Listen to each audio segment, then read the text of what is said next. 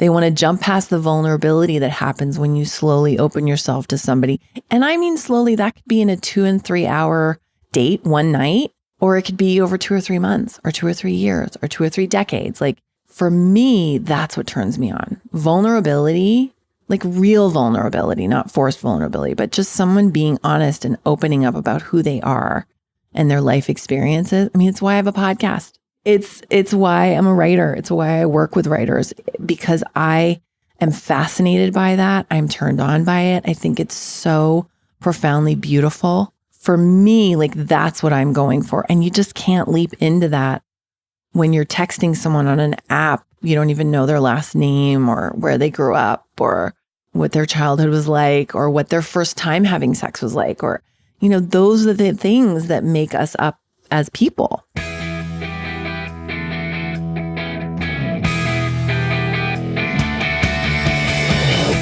You're listening to the MILF Podcast. This is the show where we talk about motherhood and sexuality with amazing women with fascinating stories to share on the joys of being a MILF. Now here's your host, the MILFiest MILF I know, Jennifer Tracy. Hey guys, welcome back to the show. This is MILF Podcast, the show where we talk about motherhood, entrepreneurship, sexuality, and everything in between. I am Jennifer Tracy, your host. Welcome. It is September. Summer is officially over, which is many things, right? It's a little sad. It's also exciting. There's like a fresh crispness, not Christmas yet. I'm not rushing you. There's a fresh crispness in the air, even though here in Los Angeles, September, October, and now November, thank you, global warming, are the hottest months of the year. But most places there's like a cool, crisp breeze and the leaves are starting to change maybe, or thinking about changing. And there's something really cool about that. I always loved the fall. I still love the fall, even though I have to wait until December to get it here in LA, but I'm not complaining, maybe a little bit. Yeah, I had an amazing summer. I got to travel with my son. We went to Hawaii on a vacation, just the two of us. It was magical. It was his first time being there since he was 5 months old. So he didn't really remember it, but he really discovered for the first time the magic of the islands and the water there. And just, there's a quality there that is unlike any other place that I've been. And that was really fun to watch. And the bonding that happened between us and things that we were able to talk about that we don't have the time or the space, or that it just doesn't flow in a natural way when we're in our normal routine, even when it's summertime. So there's something wonderful about traveling that I forget because I don't usually take time to do it. But we did, and I'm so glad we did. And, I learned new things about him, and I think he learned new things about me. And it was really, really, really lovely. I'm so grateful I was able to have that time.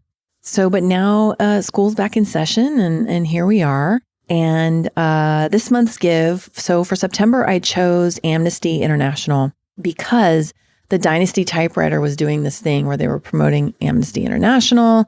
And if you made a donation, you got a little fun sign on the marquee. And so I did that, not for the marquee, because I was already on the marquee before when I had my live show there at the beautiful Dynasty typewriter. Such an amazing theater. You should go check out their shows if you're here in LA. They have an amazing roster of comedians and improv shows and live podcasts.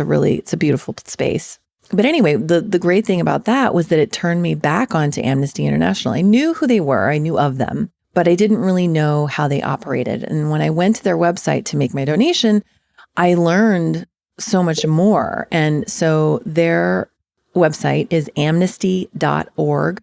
One of the many things that's really cool about this organization is they have been around for a long time, and they have so many roots in so many different places because they're fighting for human rights. I mean, all over the world. And they have roots and teams and actionable things happening in every country in the world.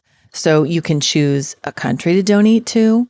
If there's something that is important to you there, you can choose a cause to donate to. You can donate for women's rights. You can donate to protect activists in countries where they're not allowed to speak their voice. They don't have free speech. You can donate for free speech. Check it out. I always encourage just people to really look at what's out there. If you can't make a difference yourself, by going, because especially when you're a mom of a small child, you can't really drop everything and go to South Africa or the Faroe Islands or Ethiopia, and work for a month. I mean, I guess you could. I'm sure people do that have small children, but it's really difficult. And so if you can donate money to someone who can dedicate that time, then at least it's, for me, it just feels like I'm doing something, as much or as little as you can. And every dollar counts. So check them out, amnesty.org. I'm going to get a little more involved with them. And so I'll be sharing kind of what I'm learning along the way, and with that, I also just want to give thanks to my MILF podcast team because I can't do this alone. I'm just so grateful to my wonderful producer, Sarah, who really holds this whole thing together for me and keeps me on track, reminds me like, hey, you need to do this, always very gently. And Sarah, I love you so much. Our amazing editor, Derek, my show notes writer, Kevin, Liz, who keeps everything running on time and is just always so impeccable. I really appreciate you, Liz. Corinne and the other Sarah on the other side of the country who helped me get my message out and get my courses together for my writing courses and help me promote my brand so that people know who I am and what I'm doing and how I'm trying to elevate women's voices and women's stories. And that's how many people it takes, guys, at least for me, at least for this broad.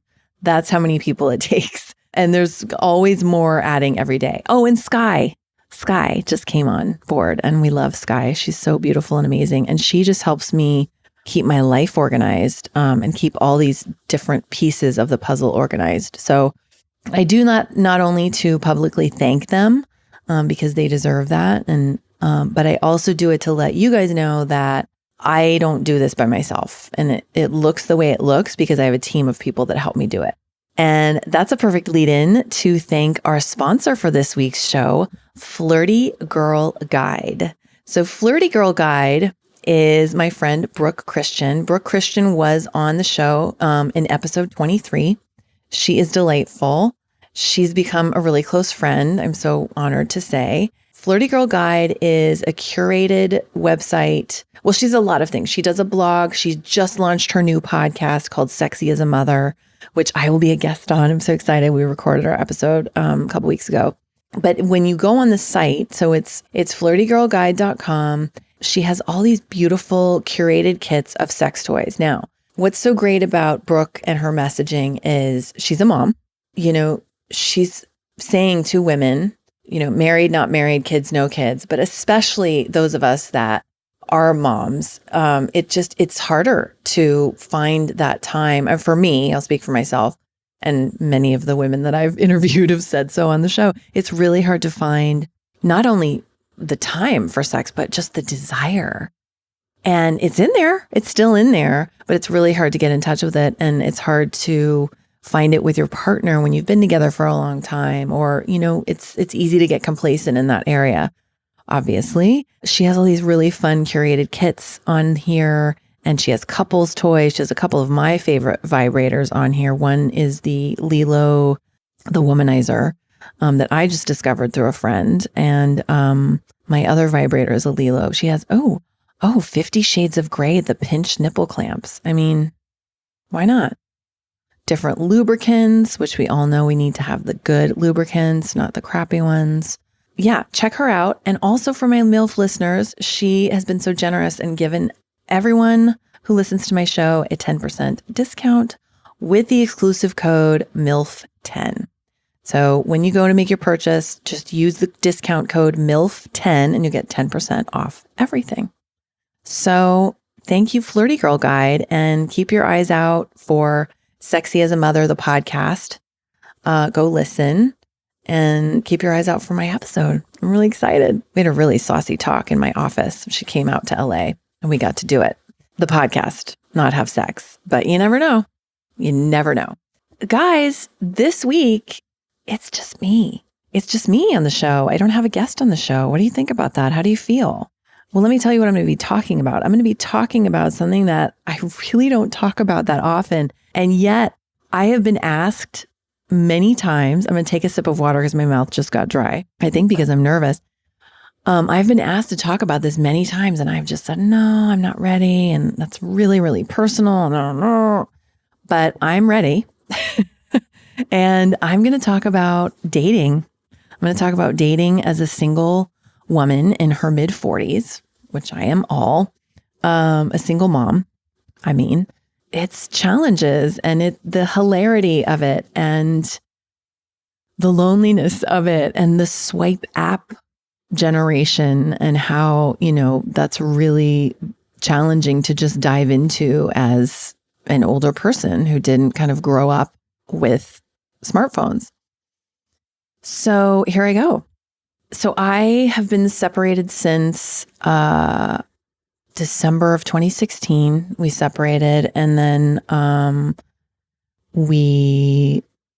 divorce was final this last October 2018. So it took a minute, but after we were separated, about I think 3 months in, my husband said, I want to take monogamy off the table. And I said, okay. I knew that meant that he was wanting to date women. And I just sort of sat with that for a while, which is fine. I mean, we were separated and that's what he wanted. And I respected that. And then several months later, I want to say it was August of 2017, I decided to try the app thing on the urgings of several girlfriends and one of my guy friends who is gay, and he was on the apps and having success in meeting men. And I said, okay, I'll do it. So I did it. And the long short of that was I was only on it for, I don't know, maybe 3 months. And I went on a lot of dates with a lot of really young guys. I didn't know I needed to set the age thing. So I kept getting all these like 25-year-olds wanting to take me out. And I was like, oh, and I thought, well, let me just try that. Like, I don't know. Why not? Like that seems kind of milfy, They were all sweet. Like every person that I met and every person that I have met in person has been very kind and sweet and, just wasn't a match from the apps. But I found that like at the time I was 42, I guess I was 42, 41, 42, I guess. Yeah. No, I was 42.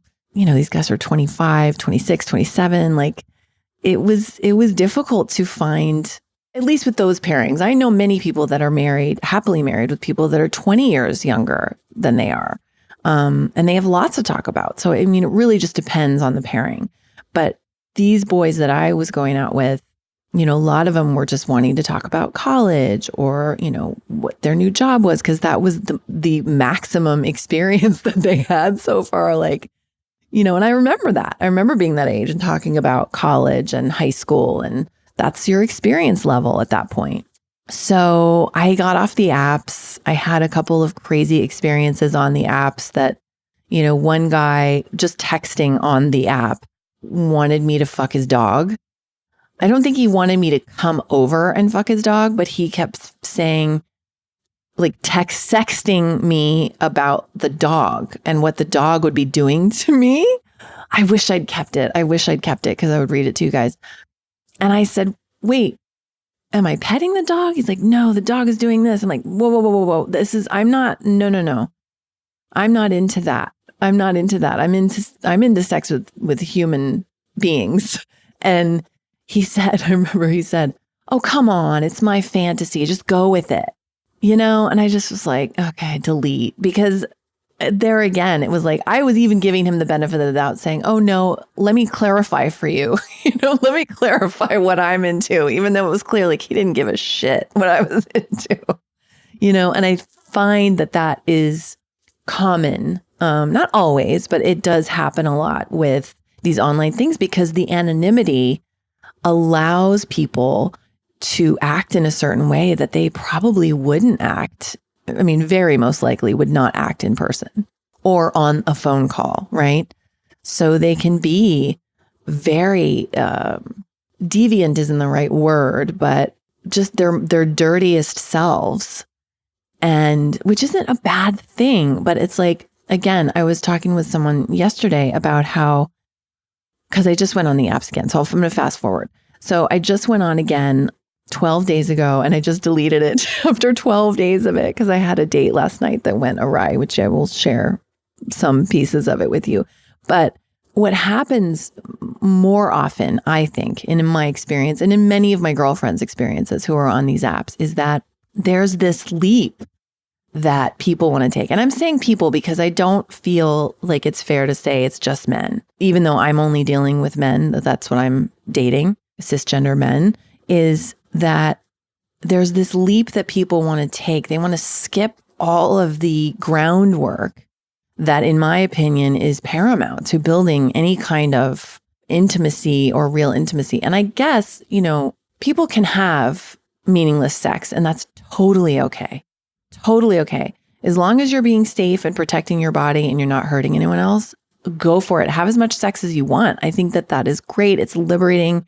It's not for me. It's never been for me. It doesn't feel good for me. It doesn't satiate anything for me. But I support anyone in doing what they need to do that feels good in their body and their sexuality and expressing that, as long as it's not harming themselves or someone else.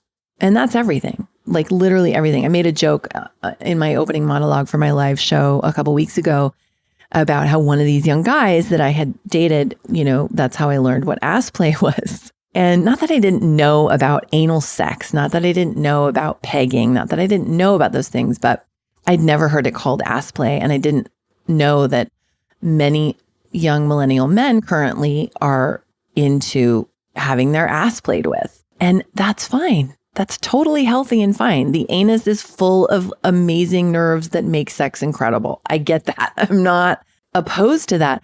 The thing that I was talking about in that monologue is that this young man kind of put that on the table when we really didn't know each other at all. And for me, it was almost like, I like orange juice, and I just felt like, well, it was just the wrong time and the wrong place to bring it up. There wasn't an intimate moment even happening, intimate emotionally, intimate intellectually. It was just sort of this thing that he kind of lobbed out on the table that I thought, wait, what? And I didn't even know what it was. I had to ask him to clarify what he meant. So I think there's this thing that happens where people want to just jump past all of the vulnerability, because that's really what it is, because that's really fucking scary. They want to jump past the vulnerability that happens when you slowly open yourself to somebody. And I mean slowly, that could be in a 2 and 3 hour date one night, or it could be over 2 or 3 months or 2 or 3 years or 2 or 3 decades. Like for me, that's what turns me on. Vulnerability, like real vulnerability, not forced vulnerability, but just someone being honest and opening up about who they are and their life experiences. I mean, it's why I have a podcast. It's why I'm a writer. It's why I work with writers, because I am fascinated by that. I'm turned on by it. I think it's so profoundly beautiful. For me, like that's what I'm going for. And you just can't leap into that when you're texting someone on an app. You don't even know their last name or where they grew up or what their childhood was like or what their first time having sex was like, or those are the things that make us up as people. Just as much as my son's vacation with me to Maui is now a part of the fabric of his being, that he had those experiences, that he laughed at something that someone did in the ocean next to him when they, you know what I mean? That some girl popped up out of the pool and her top was off and he saw her breasts and thought that was just crazy and hilarious. And oh my God, he couldn't stop giggling about it. And he'll always remember that. So anyway, I'm digressing, but I think that, and for me, ultimately, that's why I shut off the app again this time, was because I felt like, and I will get to the date. You guys will get, you'll get some of the details. I just felt like I was swiping left. So swiping left on the app that I was on, there's so many apps. Oh my God, there's so many apps. There's Tinder, there's Hinge, there's Raya, there's the one I was on a couple of years ago was called The League. There's Bumble, of course. There's, I don't even know. There's just a new one every day. Coffee meets bagel. I don't know.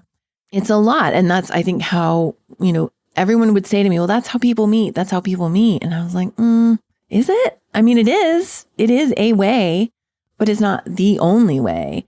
I just didn't want to have to keep looking through all of these. And it made me sad. It made me lonely looking at all of these men who had posted their things on there. Some of them were hiding behind, either no profile picture or, a totally self-deprecating bio that said, one said, I'm a piece of shit. You probably shouldn't date me. And it was this really cute person. And I just thought, why would you put that? Do you think that's funny? I guess you think that's funny. I don't know.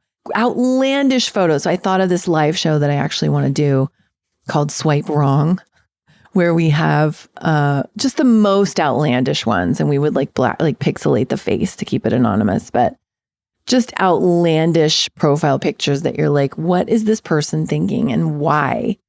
Why are they doing this? I don't understand what's behind that. But it's fascinating. Again, like what led that person to doing that?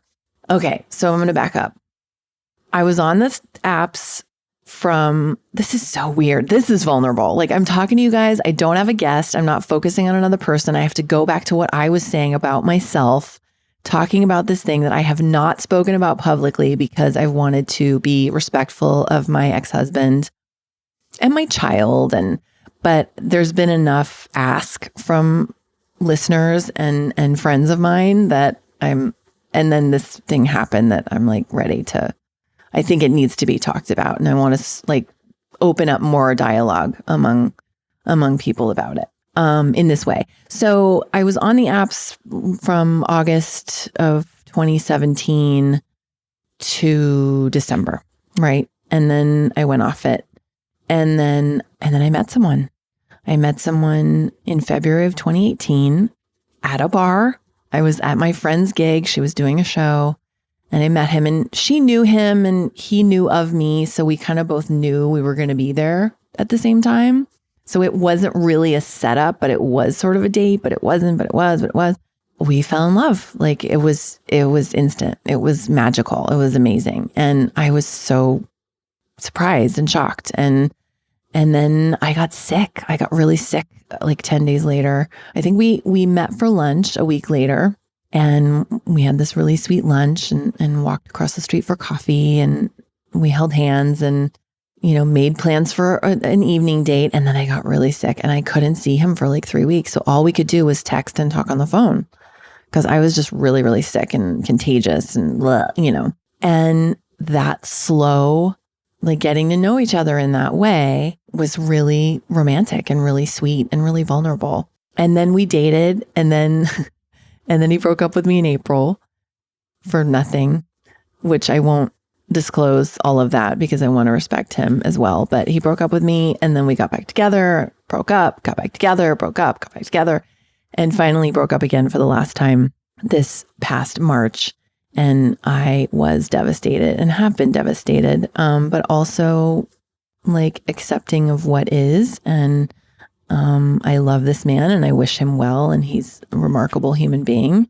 And it just didn't work out. And that's the way things go sometimes. So it's been 5 months.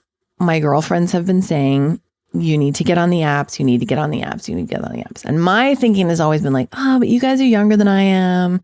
You don't have kids. Like, it just doesn't work for me. And finally I said, let's get over that and try it again, Jen. Let's just be willing. Let's just be willing and see, be vulnerable, be willing. So I did the thing, put my profile up, texting them pictures. Is this one okay? Is this too much? And I started on the thing and it was literally just, I did it for an hour and I called my girlfriend who was helping me do it. And I said, I can't do this. This is just too long. I'm lonely doing this. Like, it's sad. I'm so sad. These are all people. And I'm just, because it's the one I was on Tinder. I'll just tell you, I was on Tinder because they said, just go on Tinder. It's easy. Blah, blah.